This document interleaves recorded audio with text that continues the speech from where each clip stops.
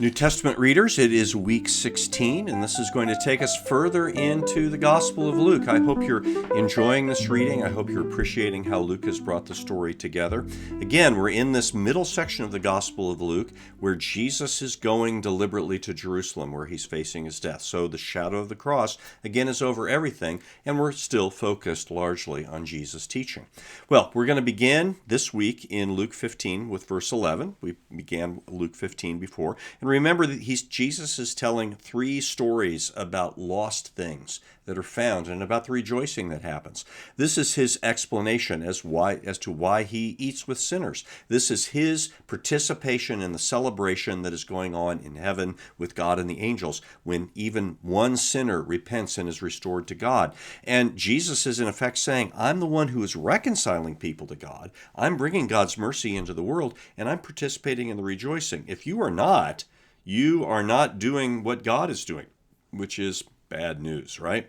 Well, why do Jesus' opponents, who think of themselves as godly people, persist in opposing him? Well, in chapter 16, Jesus is going to say, it's because you love money and you don't know how to let go of that so you can plan for your real future, which is your future in God and not the future that you build for yourself. And a particular story he tells makes that point very poignantly. It's the famous story of the rich man and Lazarus. It's not the rich man who's blessed in this life who goes to the place of blessing. No, it's the poor man Lazarus who the rich man had ignored.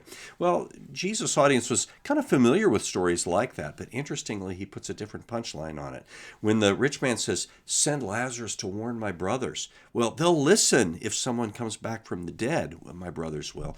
And Father Abraham says to him, if they won't listen to Moses and the prophets, they won't even listen if someone comes back from the dead.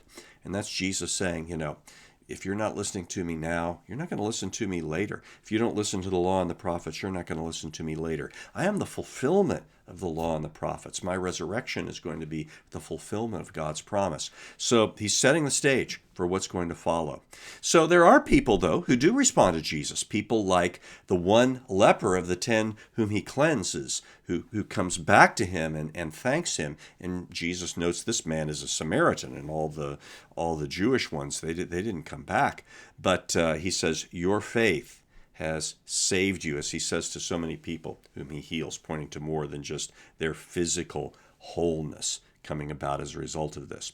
Jesus warns his followers to be alert to the real nature of the kingdom. It's happening now. It's separating people according to their belief and unbelief. So the message here is rely on God and what he is doing. Come to him in faith for forgiveness. Be like a child, not someone who is self-reliant like the rich man who thinks he can do something to put God in his debt, but like the child that we recognize as weak. Recognize how deceitful wealth can be and understand you need what God alone can give.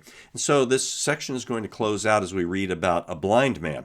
Now here's a guy who knows that he's weak and that he has nothing to bring himself. So he says, Son of David, have mercy on me. And Jesus gives him his sight. And then, crucially, he follows Jesus on the way.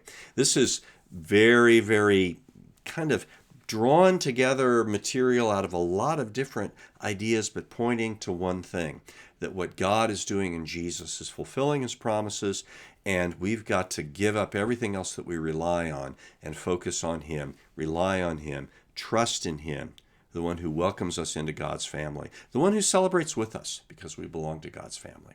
All right, enjoy your reading, and if you're on time with your schedule, have a very Merry Christmas this week as well.